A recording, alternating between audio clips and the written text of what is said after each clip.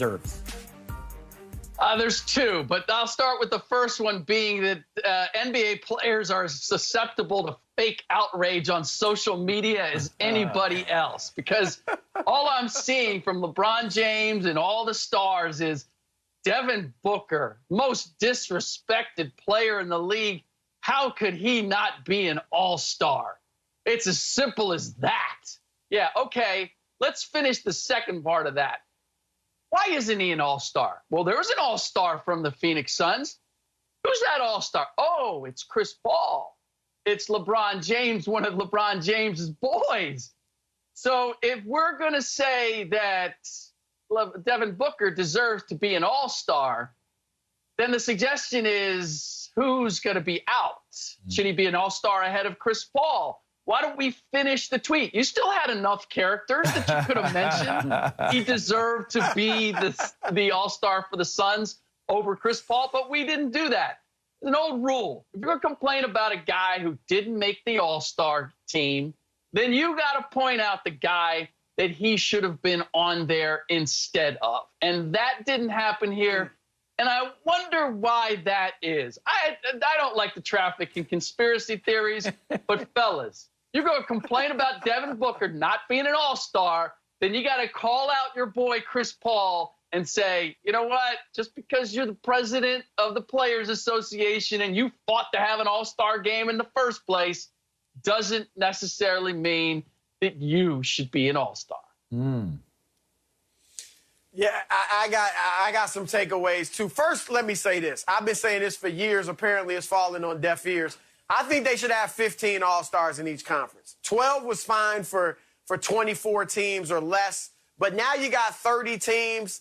It's hard to narrow it down to 12, so you always have snubs, which is fun, by the way, the snubs. But here, look, let me go to the East. I got to be honest. I can't argue with the Eastern Conference reserves for the most part. I was surprised that Nikola Vucevic of Orlando made it.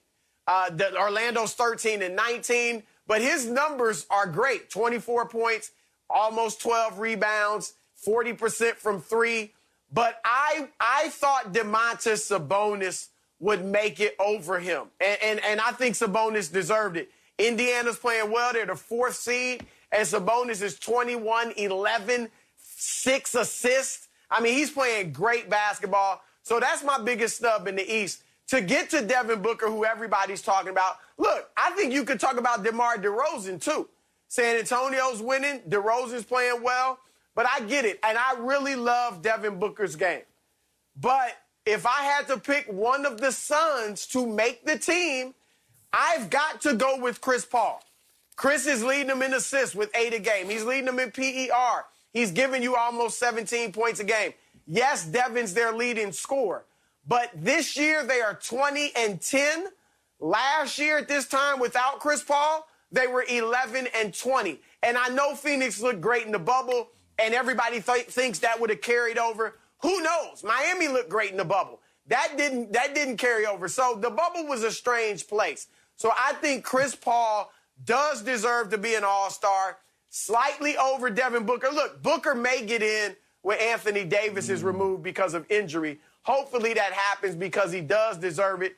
Zion's the other guy. People are wondering, does he really deserve to win? New Orleans is not winning. Should he be in there?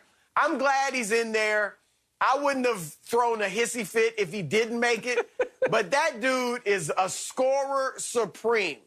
I mean, he just is. He's leading the league in points in the paint, 25 points a game. He needs to improve his rebounding and his defense. I like that they've put the ball in his hands because he actually is a pretty good playmaker, got some court vision. That's helped them improve and win 8 of their last 15. So I got no problem with Zion being there because we know he's going to be there for the next 10 to 12 years at least. So I think for the most part, I'm cool with the way the coaches did this. Yeah, my biggest takeaway, when you look at Devin Booker getting snubbed, I think it is a legit snub. They're 5th in the West, and they're playing great basketball, and a lot of it is largely in part of Devin Booker. I also would say Devin Booker is a young and budding star. So when you look at it, that takes me to the East. Another takeaway was the amount of first and second appearance All-Star reserve selections. There were 5 out of 7, which I thought was pretty interesting. Means that there may be a possible starting of the changing of the guard. You gotta at some point, I know this might sound crazy, I know this, and you touched on this the other day. Look, Father Time is a free agent that he's on every team's roster, right? So as Father Time begins to catch up to the Chris Pauls who are deserving of being in the All-Star game, the perennial All-Star appearance guys, which we all know, once you become so popular, you're going, no matter what your stats are, no matter what it is. It was like that with the Pro Bowl. You know, guys are going to go that shouldn't necessarily be there, but they're there because of their reputations. Well, to see that many first-time, second-time reserves, and it was at 57%. There was 8 total of first and second appearances as All-Star reserve selections. It says to me that my takeaway, you're having to start to transition to those younger guys and start to put the spotlight on them so that you don't lose out too bad when Father Time finally comes and punches the cards of some of these guys that we've grown to love so much through the years watching the basketball game. All right, I'll be brief because I want to get to the Chris versus Rick steel cage match over Devin Booker and Chris Paul. My 2 takeaways, I love Zach LaVine and Zion being in the All-Star game. This is a showcase for fans. This is a dunk-a-thon, all alley-oops. Like, it's fun. Like, I want to see guys that can jump out of the gym. I know Trae Young's a little upset he didn't make it. Hey, man, there's always next year. All right, Chris and Rick, I just don't understand how there's a case for Chris Paul over Devin Booker. I don't know who wants to take it away first, but Devin Booker needs to be in this game. Chris Paul has not earned it, man. He just hasn't. This is not Chris versus Rick. This is Chris and Rick versus J. Matt. Because I don't have a problem with Chris Paul being their All-Star selection because the only reason that they're getting an All-Star is because of their record. And Chris Paul is the biggest reason why that record is ultimately different. So I don't have an issue with Chris Paul being their All-Star selection. I have a problem with NBA players crying about Devin Booker not being the selection and not identifying why he's not the selection. Who paying you? Who paying you, Rick? Who paying you? Look, Devin Booker, stand up. Y'all watch, if you watch the Suns play, Rick is right on the money. And this is nothing against Devin Booker. Devin Booker is a legitimate All-Star caliber player. And if he were in the East, he's probably in the All-Star game, maybe not even just once, but a couple of times. But in the West, it's tough. And look at who am you taking off? You don't take off Chris Paul. You certainly don't take off Lillard and Donovan Mitchell. So like I said, he may get in because Anthony Davis is hurt. Right. But come on, who am I taking off? But even not hurt, like Anthony Davis, honestly, with games missed, with where his numbers are, with how he's played this season, is he really an All-Star? I mean, talent-wise, he is. Maybe record-wise with the Lakers.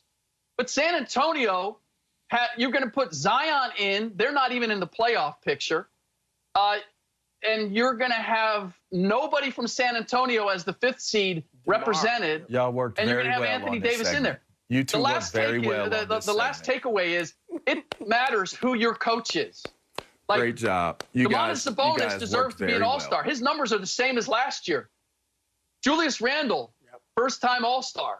Who's his coach? Tom Thibodeau. In those coaches' conversations, who's going to carry more weight? Nate Bjorken, who's the brand-new out-of-the-box coach for Indiana? Or Tom Thibodeau in New York? That, to me, is an influence. And by the way, Stan Van Gundy is going to have to explain something to Brandon Ingram as to why he stumped for Zion Williamson, because Ingram was an